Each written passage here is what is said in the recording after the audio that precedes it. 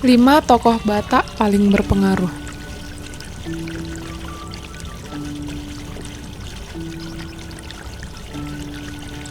Yang pertama, Luhut Binsar Panjaitan. Namanya sudah tak diragukan lagi sebagai salah satu orang terdekat Jokowi di Kabinet Kerja. Dengan latar belakang militernya yang kerap banyak mendapat penghargaan, Luhut selalu menjadi orang kepercayaan Presiden. Ia kini menjabat sebagai Menteri Koordinator Kemaritiman dimulai sejak 27 Juli 2016 menggantikan Rizal Ramli. Banyak yang meyakini kebijakan yang diambil Jokowi sebagai presiden sedikit banyak dipengaruhi oleh saran dari Luhut. Ia mendirikan tim Bravo 5 yang terdiri dari para purnawirawan TNI yang sebagian besar merupakan lulusan Akademi Militer Angkatan 1970-an atau seleting dengannya. Tim ini terbentuk sejak 2013. Tujuannya untuk memenangkan Jokowi JK di pemilu 2014. Luhut merupakan lulusan terbaik dari Akademi Militer Nasional Angkatan 1970. Menjadi lulusan terbaik, Luhut mendapatkan penghargaan Adi Makayasa tahun 1970. Ucapannya sering dikutip media dan menjadi perbincangan. Ia dikenal suka bicara ceplas-ceplos sesuai karakter Batak yang tak kenal basa-basi. Status-statusnya di media sosial juga kerap viral dan menjadi trending. Tentu dengan pro kontra komentar yang silih berganti. Selain sebagai menteri, Luhut juga dikenal punya banyak usaha dan mendirikan lembaga pendidikan DEL di Loguboti, Sumatera Utara. Ia mempekerjakan ribuan karyawan dan melalui sekolah sudah ribuan lulusan diterima di dunia kerja. Yang kedua, Aldian Napitupulu. Aldian Napitupulu dikenal sebagai salah satu bintang di DPR dan garda terdepan bagi Jokowi di banyak forum.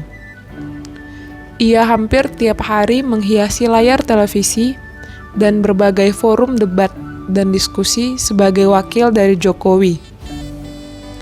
Namanya dikenal sebagai aktivis mahasiswa. Ia merupakan salah seorang pendiri komunitas mahasiswa se-Jabodetabek yang bernama Forum Kota atau Forkot. Organisasi yang beranggotakan 16 kampus itu menjadi salah satu organisasi pertama yang menduduki gedung DPR MPR Senayan pada 18 Mei 1998. Ia juga dikenal aktif di Pena 98. Sebuah jaringan dari kelompok aktivis mahasiswa Indonesia era 1998.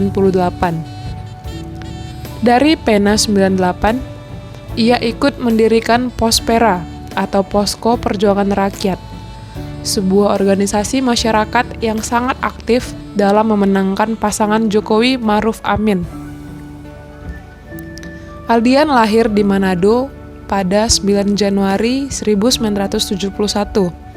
Hasil pernikahan Ishak Parluhutan Napitupulu yang bekerja sebagai pegawai negeri sipil di Kejaksaan Republik Indonesia dan ibunya Suparti Esther. Ayahnya pernah menjadi kepala kejaksaan di beberapa kota, di antaranya di kota-kota Mobagu, Barabai, dan Kupang.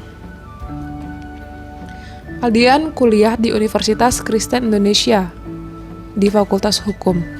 Semasa kuliah, ia sangat aktif dalam sejumlah kegiatan aktivis dan ia kerap mengikuti sejumlah kegiatan yang membuat dirinya menyelesaikan masa studi S1-nya pada tahun 2007. Pernyataannya dalam berbagai forum debat sering menjadi trending dan dibagikan di berbagai platform media sosial. Ucapannya juga sering menjadi rujukan banyak orang dan dikutip menjadi bahan di berbagai forum diskusi, atau hanya sekedar menjadi status seseorang di media sosial. Ia menjadi salah satu tokoh muda yang paling ditunggu dan punya pengaruh. Yang ketiga, Chairul Tanjung.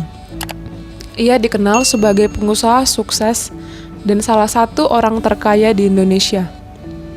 Chairul Tanjung yang lahir 16 Juni 1962 ini mempunyai unit usaha seperti Transcorp, Bank Mega, dan CT Global Research dengan puluhan anak usaha lainnya. Sebelum sukses seperti sekarang ini, dia pernah mengalami kesulitan dalam keuangan. Saat kuliah, Chairul sempat berjualan buku kuliah stensilan, kaos, dan fotokopi di kampus. Bahkan dia juga pernah mendirikan sebuah toko peralatan kedokteran dan laboratorium di Bilangan Senen, Jakarta Pusat, namun bangkrut. Ia berasal dari keluarga sederhana, anak dari pasangan Abdul Ghaffar Tanjung dan Halimah. Namun, kepiawaiannya dalam membangun usaha membuat dia sukses. Baginya, mendapatkan mitra kerja yang handal adalah segalanya, di mana membangun kepercayaan sama halnya dengan membangun integritas. Disinilah pentingnya berjejaring dalam menjalankan bisnis. Chairul mereposisikan dirinya ke 3 bisnis inti: keuangan, properti, dan multimedia. Di bidang keuangan, ia mengambil alih Bank Karman, yang kini bernama Bank Mega. Dia menamakan perusahaan tersebut dengan Para Group. Perusahaan konglomerasi ini mempunyai Para Inti Holdindo sebagai father holding company, yang membawahi beberapa subholding, yakni Para Global Investindo atau bisnis keuangan, Para Inti Investindo, media dan investasi, dan properti. Pada 1 Desember 2011, Chairul Tanjung meresmikan perubahan nama Para Group menjadi CT Corp. CT Corp terdiri dari 3 perusahaan subholding, yakni Mega Corp, Transcorp, dan CT Global Research, yang meliputi layanan finansial, media, retail, gaya hidup, hiburan, dan sumber daya alam. Sukses dalam usaha bisnisnya, Chairul Tanjung juga dikukuhkan sebagai guru besar bidang ilmu kewirausahaan Universitas Airlangga atau UNAIR, Surabaya. Ia menjadi guru besar ke-438 UNAIR. Pada 16 Mei 2014, Presiden Susilo Bambang Yudhoyono menunjuk Ketua Komite Ekonomi Nasional atau KEN, Chairul Tanjung sebagai Menko Perekonomian. Ia menggantikan Hatta Rajasa yang telah resmi mengundurkan diri. Yang keempat, Raditya Dika.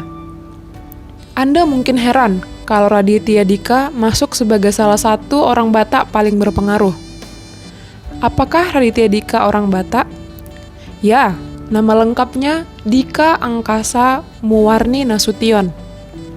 Darah Batak yang mengalir dalam tubuh pria kelahiran Jakarta 28 Desember 1984 itu diturunkan dari sang ayah, seorang pengusaha bernama Jocelyn Nasution.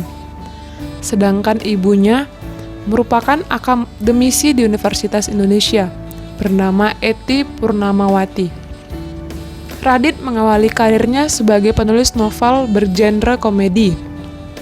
Buku pertama berjudul Kambing Jantan, catatan harian pelajar bodoh, yang dirilis tahun 2005, menuai sukses di pasaran dengan menembus angka penjualan hingga ratusan ribu eksemplar dan dicetak ulang lebih dari 23 kali.